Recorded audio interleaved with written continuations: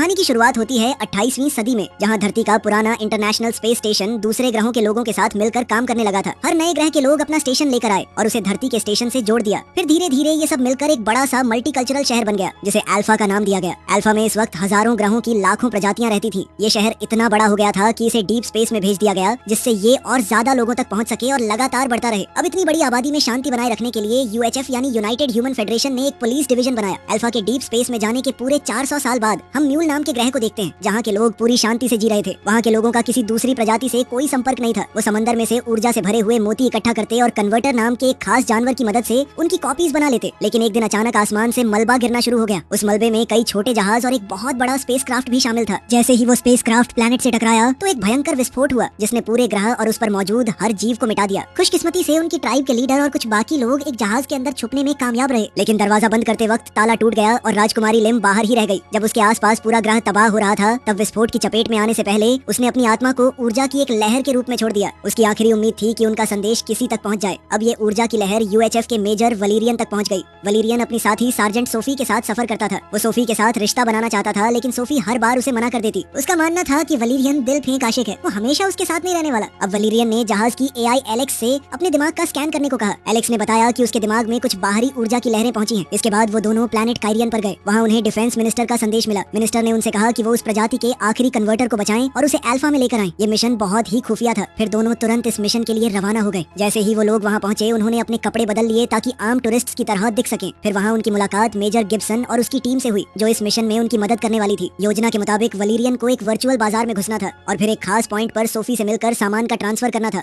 ये पूरा बाजार एक अलग डायमेंशन में मौजूद था और वहाँ तक पहुँचने के लिए वलीरियन को खास गॉगल्स और हेलमेट पहनना पड़ा। फिर अंदर पहुँचते ही उसने नियम तोड़ दिए और उस हिस्से में घुस गया जहाँ इंसानों का जाना मना था। वहाँ उसकी मुलाकात सार्जेंट कूपर से हुई। कूपर ने उसे एक खास चश्मा दिया जो हेलमेट की जगह काम करता था, जिसकी मदद से वो एक और डायमेंशन तक पहुँच सकता था। उसने वलीरियन को एक बंदूक और उसे चलाने के लिए एक क्यूब भी दिया। साथ ही उसके शरीर का स्कैन करके उसे अदृश्य बना दिया। अब बिना किसी की नजर में आए वलीरियन एक रहस्यमयी दुकान तक पहुँच गया। वहाँ आइगॉन कन्वर्टर को बेचने की कोशिश कर रहा था। खरीदने वाले वही एलियन थे जिन्हें वलीरियन ने अपने सपने में देखा था। बदले में वो उसे खास ऊर्जा वाले मोती देने वाले थे, लेकिन आइगॉन लालच में आ गया और ज्यादा मोती मांगने लगा। दोनों तरफ के लोग किसी समझौते पर नहीं पहुंच पाए और अचानक वहां मौजूद सभी लोगों ने एक दूसरे पर हथियार तान दिए। उसी समय वलेरियन ने भी अपनी गन निकाल ली। इसी के साथ वो सबके सामने आ गया। वहीं दूसरी ओर सोफी और बाकी टीम बाजार को घेरने वाली दीवार के पीछे पहुंच चुकी थी। उन्होंने वॉच टावर में खड़े गार्ड को एक खास गन से निशाना बनाया। उस गन की मदद से वो गार्ड की हर हरकत को कंट्रोल कर सकते थे। फिर उन्होंने दीवार में एक सुराख बनाया ताकि सोफी उसके पार जा सके। फिर सोफी सीधे ड्रॉप पॉइंट तक पहुंची। वहाँ उसने एक खास बॉक्स एक्टिवेट किया, जो उसके पास होने के बावजूद दूसरे डायमेंशन में आइगन के सामने आ गया। और जैसे ही उसने कन्वर्टर बॉक्स के अंदर रखा, सोफी ने उसे तुरंत डीएक्टिवेट कर दिया। बॉक्स तुरंत उसके पास वापस आ गया और वो उसे वैन में ले गई। लेकिन वलीरियन अभी भी वहीं रुक गया। वो खास मोती को भी साथ ले जाना चाहता था। उसने चुपचाप निकलने की कोशिश की, लेकिन उसका हवा में तैरता हुआ हाथ गार्ड्स के एलियन कुत्ते की नजर में आ गया और कुत्ता तुरंत उस पर झपटा और देखते ही देखते वहाँ गोलीबारी शुरू हो गई। सोफी ने समझ लिया था कि वलीरियन मुसीबत में फंस गया है, इसलिए उसने तुरंत टीम को खबर दी। फिर टीम ने कूपर को मदद के लिए भेजा, लेकिन कुछ ही देर में वो भी उस एलियन कुत्ते के हमले का शिकार बन गया। अदृश्य होने की वजह से वलीरियन दुकान से निकलने में सफल हो गया, लेकिन बॉक्स पैड टूट चुका था, इसलिए वो उस डायमेंशन से बाहर नहीं निकल पा रहा था। तभी एक गार्ड ने उसे मार्केट में घूमते देख लिया और उसके पीछे पड़ गया। गार्ड ने उस पर मैग्नेटिक मेटल के कई गोले दाग दिए। वो गोले उसके बॉक्स से चिपक गए और इतने भारी हो गए कि वलीरियन एक गड्ढे के अंदर जा गिरा। नीचे गिरकर वो एक आर्केड में पहुंच गया। वहाँ उसकी नजर एक छोटे बच्चे पर पड़ी जो खिलौने वाली बंदूक से खेल रहा था। वलीरियन ने मौका देखकर मैग्नेटिक गोलों में से एक बच्चे की बंदूक में डाल दिया। फिर बच्चे ने मजाक मजाक में उसे एक पास खड़े एलियन पर चला दिया। मैग्नेट्स के असर की वजह से बाकी सारे गोले भी उसी एलियन की तरफ खींच गए। आखिरकार वलीरियन उस एक्स्ट्रा बोझ से आजाद हो गया और दोबारा खड़ा हो सका, लेकिन उसकी वजह से बच्चा रो पड़ा और इसके बाद बच्चे का पिता उसके पीछे भागने लगा। वलीरियन मार्केट में दौड़ता रहा और आखिरकार सोफी से टकरा गया। तब सोफी ने तुरंत बॉक्स ठीक कर दिया, लेकिन उसी वक्त गार्ड्स और एलियन कुत्ता फिर से वलीरियन तक पहुंच गए। मुसीबत अभी खत्म नहीं हुई थी। असल में उनकी लोकेशन पकड़ी जा चुकी थी और आइगन ने उनके पीछे एक और भी बड़ा खतरनाक जीव भेज दिया। फिर दोनों जान बचाकर मार्केट से बाहर की तरफ दौड़े। इस दौरान उनके कंट्रोल वाला एलियन उस विशाल जीव पर गोलियां चलाकर उसे रोकने की कोशिश करता रहा। आखिर में सब लोग अपनी गाड़ी तक पहुंच गए, लेकिन वो दानव बहुत तेज था और कुछ ही पलों में उनके पास आ गया। उसने सीधा उनकी वैन पर छलांग लगा दी। फिर पूरी टीम ने उस पर गोलियां बरसाई, लेकिन कोई असर नहीं हुआ। तब वलीरियन ने एलेक्स से संपर्क किया और AI को उनका स्पेसशिप बुलाने का हुक्म दिया। जैसे ही जहाज पास आया, वलीरियन और सोफी खिड़की से बाहर कूदकर सुरक्षित तरीके से उसमें सवार हो गए, मगर वो दानव भी उनके पीछे जहाज पर चढ़ गया। लेकिन फिर जैसे ही स्पेसशिप ने रफ्तार पकड़ी और एक्सोस्पेस से बाहर निकला, तो दानव संतुलन खो बैठा और नीचे गिर गया। उधर सोफी ने कन्वर्टर को एक ट्रीटमेंट कैप्सूल के अंदर सुरक्षित रख दिया था। इसके बाद वलीरियन ने एलेक्स से उस खास मोती की जांच करने को कहा। जांच में पता चला कि उस मोती के अंदर बेपनाह ऊर्जा छुपी हुई थी, लेकिन जब उसने सिस्टम में उस ग्रह की जानकारी देखनी चाहिए तो उस पर रिस्ट्रिक्टेड एक्सेस दिखाया गया, यानी उस ग्रह से जुड़ी जानकारी छुपा कर रखी गई थी। फिर कुछ देर बाद सोफी भी डेक पर आ गई। अब वलीरियन ने एक बार फिर शादी का प्रस्ताव रखा, लेकिन इस बार भी सोफी ने उसे नजरअंदाज कर दिया।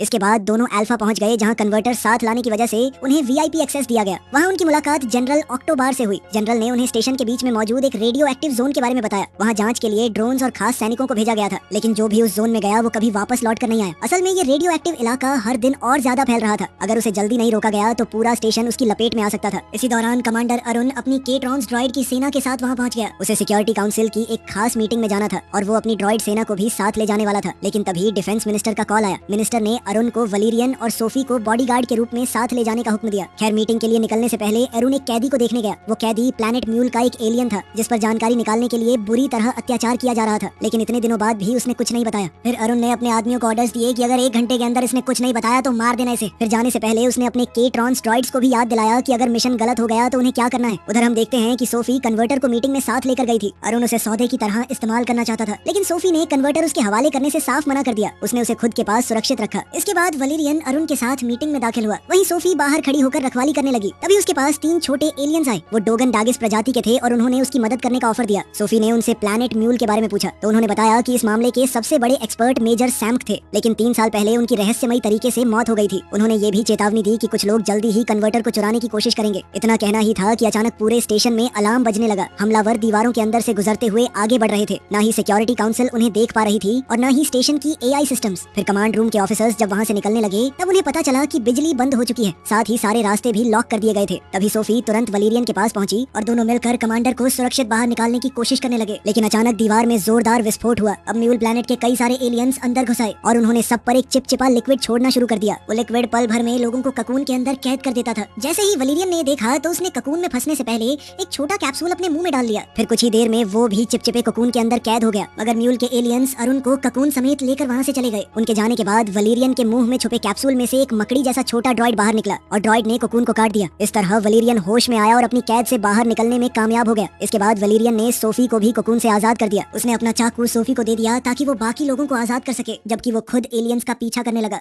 उधर कमांड रूम की बिजली वापस आ गई थी। सोफी ने स्क्रीन पर अरुण और उसके किडनैपर्स की लोकेशन ट्रैक कर ली और फिर वो कम्युनिकेटर के जरिए लगातार वलीरियन को रास्ता बताती रही। उन तक जल्दी पहुंचने का सिर्फ एक ही तरीका था, बीच की दीवार तोड़कर सीधा आगे बढ़ना। इसलिए वलीरियन ने अपने सूट की मदद से दीवार तोड़ दी और अंदर घुस गया। इसके बाद वो अल्फा स्पेस स्टेशन के अलग अलग हिस्सों से गुजर रहा था। कहीं रेगिस्तान था, कहीं जंगल, तो कहीं बिल्कुल अलग दुनिया जैसा माहौल। आखिरकार एलेक्स भी अपना स्पेसशिप लेकर उसके पास पहुंच गई। तब तक एलियंस भी एक एयरक्राफ्ट में सवार हो चुके थे। उसी पल एक तेज रफ्तार चेस शुरू हो गई। इधर वलीरियन ने उनके जहाज पर गोलीबारी शुरू कर दी, लेकिन दुश्मन का स्पेसक्राफ्ट अचानक सैकड़ों छोटे छोटे जहाजों में बट गया। वलेरियन ने उस जहाज का पीछा किया जिसमें उसे लगा कि अरुण मौजूद है, लेकिन उसका स्पेसक्राफ्ट बहुत बड़ा था। वो उन तंग और टेढ़े मेढ़े रास्तों में दुश्मन का पीछा नहीं कर सकता था। इसलिए उसने स्काई जेट का इस्तेमाल करने का फैसला किया। उसने हुक की मदद से दुश्मन के जहाज को पकड़ लिया। अब जहाज जहाँ भी जाता वलीरियन उसके साथ खींचता चला जाता, लेकिन इस वजह से उसका कंट्रोल खत्म हो गया था। तभी दुश्मन उसे घसीटते हुए डेड जोन के अंदर ले गया। जैसे ही वो वहाँ पहुंचा, सोफी का उससे हर तरह का संपर्क टूट गया। सोफी तुरंत उसे बचाने जाना चाहती थी, लेकिन जनरल ऑक्टोबार ने उसे रोक दिया। उसने अपने सैनिकों को आदेश दिया कि सोफी को हिरासत में ले लिया जाए, लेकिन ले जाने से पहले सोफी ने जनरल के मन में एक सवाल पैदा कर दिया। अगर प्लैनेट म्यूल तबाह हो चुका था तो उसके एलियंस यहाँ कैसे मौजूद थे, और अगर वो इतने बुरे थे तो उन्होंने सिक्योरिटी काउंसिल के सभी लोगों को जिंदा क्यों छोड़ा। कहीं ना कहीं कोई सच छुपाया जा रहा था। फिर जैसे ही सोफी नजरों से दूर हुई तो जनरल बार ने डेटाबेस में प्लैनेट म्यूल की फाइल खोलने की कोशिश की, लेकिन हैरानी की बात ये थी कि उसके पास भी इस जानकारी को देखने की इजाजत नहीं थी। उधर सोफी को ले जा रहे गार्ड्स के साथ उसने चालाकी करने की सोची। उसने कहा कि सुरक्षा के लिए उसे हथकड़ी लगा देनी चाहिए। फिर जैसे ही गार्ड्स उसके करीब आए, सोफी ने उन्हें पकड़ लिया और कुछ ही पलों में दोनों गार्ड्स बेहोश जमीन पर पड़े थे। अब आजाद होते ही वो डोगान डगीज के पास पहुंची। उसने उनसे वलीरियन की एग्जैक्ट लोकेशन तक ले चलने को कहा। फिर वो चारों मिलकर बॉब नाम के आदमी से मिलने गए। बॉब उनकी मदद करने वाला था, लेकिन उसके लिए पहले उन्हें एक बहुत खास जीव पकड़ना था जिसका नाम है कॉर्टेक्स जेलीफिश। फिर सोफी बॉब की सबमरीन में सवार हो गई और सबमरीन उसे गहरे पानी के अंदर ले गई। वहाँ वो ब्रोमोसॉर्स नाम के विशाल जानवरों की तलाश करने लगे। ये बड़े बड़े प्राणी अपनी पीठ पर कॉर्टेक्स जेलीफिश को लेकर घूमते थे। खैर, फिर बॉब ने सबमरीन के खास पंजों का इस्तेमाल करके ब्रोमोसॉर की पीठ से जेलीफिश निकालने की कोशिश की, लेकिन जेलीफिश को निकालना इतना आसान नहीं था और काफी जोर लगाना पड़ा। इस वजह से ब्रोमोसॉर्स गुस्से में आ गए। उसी पल 3 ब्रोमोसॉर्स पानी के अंदर उनका पीछा करने लगे, लेकिन खुशकिस्मती से सबमरीन काफी तेज थी और एक तंग रास्ते से गुजरते हुए उन्होंने उनसे पीछा छुड़ा लिया। फिर जमीन पर वापस आने के बाद डोगन डगेस ने सोफी को बताया कि उसे जेलीफिश अपने सिर पर रखनी होगी और वो उसे अपनी मंजिल दिखाएगी, लेकिन उसे 1 मिनट से ज्यादा ऐसा नहीं करना था, वरना जेलीफिश उसकी यादें खाना शुरू कर देगी। तब सोफी ने उनकी बात मानी और अपनी हद से आगे बढ़कर वो 1 मिनट 10 सेकंड तक जेलीफिश के नीचे रही। आखिरकार उसने वलीरियन की लोकेशन देख ली। उसके सामने एक बोर्ड नजर आया जिस पर लिखा था L630E। तब डोगान डगेस ने तुरंत पहचान लिया कि इसका मतलब लेवल 630 ईस्ट था। फिर सोफी अपने साथी को बचाने के लिए तुरंत निकल पड़ी। लेकिन इसी दौरान डोगन डगीस जनरल बार के पास गए और उसे अरुण के छुपाए हुए एलियन कैदी के बारे में बता दिया। ये सच जानकर जनरल बार ने तुरंत पूछताछ में शामिल सभी लोगों को गिरफ्तार कर लिया और म्यूल एलियन की मदद करने की कोशिश की। लेकिन एलियन ने मरने से पहले एक संदेश देने के लिए अपना शरीर फाड़ दिया, बिल्कुल वैसे ही जैसा राजकुमारी ने किया था। उसने कमांडर को बताया कि हम लोग मजबूरी में हमला कर रहे हैं, हमारी एक चीज है तुम्हारे पास। इसके बाद जब सार्जेंट नेजा ने एलियन का डीएनए डेटाबेस में चेक किया तो हैरानी की बात ये थी कि उस प्रजाति का कोई रिकॉर्ड मौजूद ही नहीं था। इसका मतलब या तो वो लोग कभी मौजूद थे ही नहीं या फिर किसी ने जानबूझकर उनके सारे रिकॉर्ड्स मिटा दिए थे। वहीं दूसरी ओर सोफी लेवल 630 ईस्ट पहुंच गई थी। वहां की पथरीली जगह से गुजरते हुए उसने वलेरियन को जमीन पर बेहोश पड़ा देखा। तब उसने खास दवा का इस्तेमाल करके वलेरियन को होश में लाया। उसके होश में आते ही दोनों के बीच एक प्यारी नोकझोंक शुरू हो गई। खैर, जब वलेरियन अपना जहाज ठीक कर रहा था तब सोफी तितलियों को देखकर अपना मन बहला रही थी। लेकिन उसे पता नहीं था कि सारी तितलियां असली नहीं थी, बल्कि कुछ तितलियां सिर्फ चारा थी। उसने जैसे ही एक तितली को छुआ वो अचानक हवा में खींच ली गई। असल में उसे प्लैनेट गोरा की बुलान बथॉर्स नाम की ट्राइब ने पकड़ लिया था और वो उसे अपने बंदी इलाके में ले गए। उधर वलेरियन ने भी जानबूझकर एक तितली को छुआ ताकि वो भी उस जगह पहुंच सके। लेकिन खींच कर लाए जाने के बाद उसने अपने दुश्मन पर गोली चला दी और एक दीवार के पीछे छुप गया। फिर वहीं से उसने दोबारा एलेक्स से संपर्क बना लिया। फिर एआई ने उसे बताया कि बिना किसी डिप्लोमेटिक दिक्कत के अंदर घुसने का एक ही तरीका था, एक ग्लैमोपॉड ढूंढना। अब वलेरियन डेड जोन से बाहर आ चुका था तो यूएचएफ उसकी लोकेशन दोबारा ट्रैक कर पा रहा था। गार्ड्स को ऑर्डर दिया गया था कि उसे नुकसान न पहुंचाया जाए, सिर्फ ढूंढ कर मदद की जाए। इसी का फायदा उठाते हुए वलेरियन ने एक ऑफिसर को धमकाया, उससे एक खास इनविजिबल गन छीन ली और उसे बेहोश करके पैराडाइज एली में घुस गया। वहाँ सड़क पर कई इंसानी कॉल गर्ल्स अपनी सेवाएं दे रही थी, लेकिन वलेरियन सीधा एक खास क्लब में गया और वहाँ के मालिक जॉली से ग्लैमोपॉड मांगा। ग्लैमोपॉड एक ऐसी एलियन प्रजाति थी जो अपना रूप बार बार बदल सकती थी। फिर जॉली उसे बबल का शो दिखाने ले गया। बबल डांस करते वक्त बार बार अपना चेहरा और पूरा रूप बदल रही थी। शो खत्म होते ही वलेरियन ने अपनी गन निकाली, जॉली को बेहोश कर दिया और बबल से एक डील की। असल में बबल एक इलीगल इमिग्रेंट थी। वलेरियन ने वादा किया कि अगर वो सोफी को ढूंढने में मदद करेगी तो वो उसे लीगल पास और क्लब से आजादी दिलवा देगा। इस पर बबल मान गई। उसने वलेरियन को अपने जेली जैसे शरीर के अंदर छुपा लिया और खुद जॉली का रूप धारण कर लिया। इसी चाल से दोनों क्लब से बाहर निकल गए। फिर सोफी तक पहुंचने के लिए बबल ने फिर से अपना रूप बदला और एक बुलान बथौर बन गई ताकि वो उस जगह आसानी से घुस सकें जहां पर सोफी को कैद करके रखा गया था। वहीं दूसरी तरफ सोफी अपने कैद करने वालों से बात करने की कोशिश कर रही थी, लेकिन कोई उसकी बात नहीं समझ रहा था। सब लोग बस उसे अलग अलग कपड़े दिखा रहे थे ताकि वो एक चुन सके। आखिर में उसे एक सफेद ड्रेस पहनाई गई और उसके सिर पर एक बहुत बड़ी टोपी रखी गई। फिर उसे कई नौकरों की लाइन में खड़ा कर दिया गया जो अपने राजा के लिए खाना लेकर जा रहे थे। इसी लाइन में बबल और वलेरियन भी चुपके से शामिल हो गए। राजा एक एक करके सारे पकवान देख रहा था और हर डिश को नापसंद कर रहा था। वलेरियन की डिश भी उसे पसंद नहीं आई। तब वलेरियन लाइन से अलग होकर चुपचाप देखने लगा कि सोफी के साथ क्या होने वाला है। फिर जब सोफी की बारी आई उसकी ट्रे में सिर्फ एक नींबू रखा था। राजा ने वो नींबू उठाया और उसका रस सोफी के सिर पर निचोड़ दिया। फिर उसने एक अजीब सा औजार निकाला और सोफी की खोपड़ी खोलने की तैयारी करने लगा। तब वलेरियन ने एक पल भी बर्बाद नहीं किया और उसने अपनी ट्रे एक गार्ड के मुंह पे दे मारी। उसके हथियार छीन लिए और बाकी गार्ड से लड़ना शुरू कर दिया। लड़ते लड़ते वो सीधा राजा पर जा कूदा और उसे मार डाला। आखिरकार सोफी आजाद हो गई थी। उसने भी एक मरे हुए गार्ड की तलवार उठा ली और अब सोफी, बबल और वलेरियन तीनों मिलकर गार्ड से लड़ने लगे। लेकिन दुश्मन तो खत्म होने का नाम ही नहीं ले रहे थे। नए गार्ड्स लगातार आते जा रहे थे और लड़ाई और भी ज्यादा खतरनाक होती जा रही थी। तभी वलेरियन ने तुरंत एक प्लान बनाया। उसने सोफी का हाथ पकड़ा और ऐसा दिखाया जैसे वो सीधा दुश्मनों पर हमला करने वाला हो। लेकिन अगले ही पल वो दोनों बबल के साथ एक गड्ढे में कूद गए और नीचे एक नए इलाके में जा पहुंचे। वहीं दूसरी तरफ कमांड रूम में जनरल बार डिफेंस मिनिस्टर से बात कर रहा था। उसने अरुण की खास फाइल्स देखने की मांग की। मिनिस्टर पहले हिचकिचाया लेकिन आखिरकार उसने इजाजत दे दी। फाइल्स में लिखा था कि प्लैनेट म्यूल जंग के दौरान एक एक्सीडेंट में तबाह हो गया था और वहाँ कोई आबादी नहीं थी। लेकिन जनरल बार तुरंत समझ गया कि ये झूठ था। जब उसने ये जानने की कोशिश की कि उस ऑपरेशन का जिम्मेदार कौन था तो उसे पता चला कि वो जानकारी भी राज थी। एक और चीज उसे परेशान कर रही थी। अरुण के केट्रॉन्स रोबोट्स हर वक्त आसपास मौजूद रहते थे। उन्हें अरुण ने खुद प्रोग्राम किया था और उन्हें हटाने का कंट्रोल भी सिर्फ उसके पास था।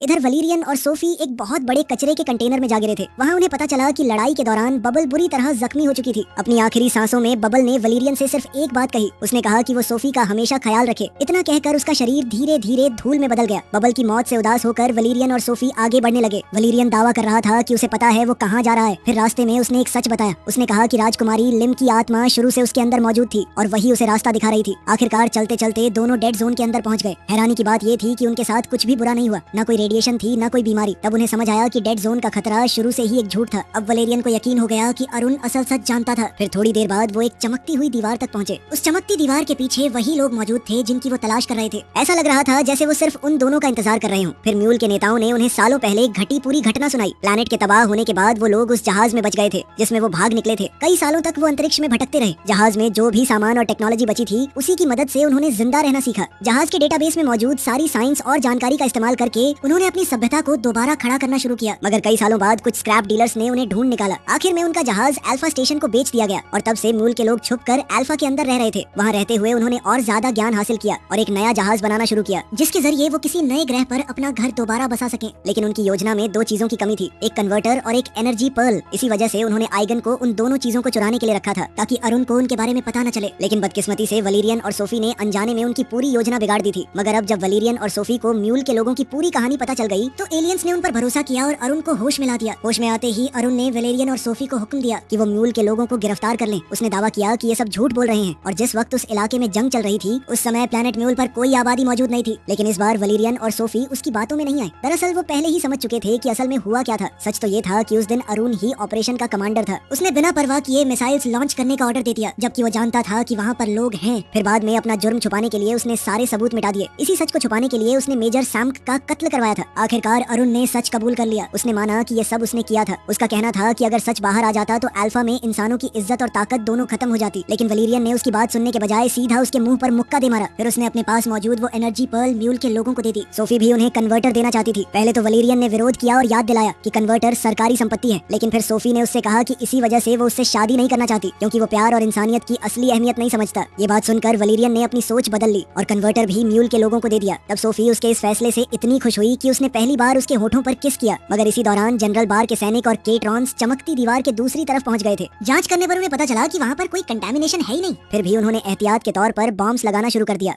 इधर म्यूल के नेता ने एनर्जी पर्ल को कन्वर्टर को खिला दिया था। आखिरकार उनके पास वो ऊर्जा आ गई जिसकी उन्हें सालों से जरूरत थी। उसी पल नए जहाज का सिस्टम एक्टिवेट हो गया। फिर कुछ ही पलों में एक विशाल होलोग्राम उभर कर आया जो उनके पुराने ग्रह म्यूल की तस्वीर दिखा रहा था। अब उनका मिशन पूरा हो चुका था। राजकुमारी लिम की आत्मा भी आखिर सुकून पा सकती थी। तब म्यूल के लोगों ने उसकी आत्मा को वलेरियन के शरीर से अलग कर दिया। वहीं बाहर सैनिकों के आने की खबर मिलते ही कुछ म्यूल एलियंस दीवार पार करके उनके पास गए। उन्होंने बहुत शांति और नरमी से बात की ताकि सबको समझ आ सके कि उनका किसी को नुकसान पहुंचाने का इरादा नहीं था। ये सब देखकर जनरल बार को भी सच पर और ज्यादा यकीन हो गया। उसी वक्त वलेरियन सोफी ने उससे संपर्क किया और पूरी कहानी बता दी। लेकिन बॉम्ब्स को रोकने और ऑपरेशन कैंसिल करने के लिए अब भी एक चीज जरूरी थी और वो थी अरुण की इजाजत। तब वलेरियन और सोफी अरुण को खींचकर अंदर लाए और उससे सच बुलवाने की कोशिश की। लेकिन अरुण ने तो उल्टा ही हुक्म दे दिया, सब कुछ खत्म कर दो। उसके इतना कहते ही उसके केट्रॉन ड्रॉइड्स ने हमला कर दिया। ड्रॉइड्स ने दीवार के पास मौजूद लोगों पर भी हमला कर दिया और कमांड रूम में मौजूद ऑफिसर्स को भी मारना शुरू कर दिया। उधर जनरल बार ने सार्जेंट नेजा को काउंटडाउन रोकने का हुक्म दिया। जब सोफी गुस्से में एरन को लगातार मुक्के मार रही थी और वलेरियन दीवार पार करके केट्रॉन्स पर फायरिंग कर रहा था, तब नेजा चुपके से कंट्रोल पैनल तक पहुंच गया। उसने सीधा मेन सिस्टम के सोर्स के साथ काम करना शुरू कर दिया। अब हर सेकंड के साथ वक्त खत्म हो रहा था। आखिरकार नेजा ने धमाके से सिर्फ 1 सेकंड पहले काउंटडाउन रोक दिया। सभी बॉम्ब्स डीएक्टिवेट हो गए और म्यूल के लोग अपने नए स्टारशिप में सुरक्षित तरीके से अल्फा स्टेशन छोड़ने में कामयाब हो गए। फिर कुछ देर बाद बचे हुए कुछ सैनिकों ने कमांडर अरुण को एक जगह पर लटका हुआ पाया। वो उस सुराख के पास लटक रहा था जहाँ से म्यूल के लोग निकल कर गए थे। ये देखकर जनरल बार ने तुरंत हुक्म दिया कि अरुण को उसके अपराधों के लिए गिरफ्तार कर लिया जाए। इधर वलेरियन और सोफी भी बच निकलने में कामयाब हो गए थे। तब रेस्क्यू टीम का इंतजार करते हुए वलेरियन ने एक बार फिर सोफी से शादी का सवाल पूछा। इस बार सोफी ने उसे सीधा मना नहीं किया। उसने कहा शायद कर भी लूं। फिर उसने आगे बढ़ के वलेरियन को चूम लिया। तो चलो, हीरो को लड़की मिल गई, विलन भी पकड़ा गया। मिलते हैं अगली वीडियो में।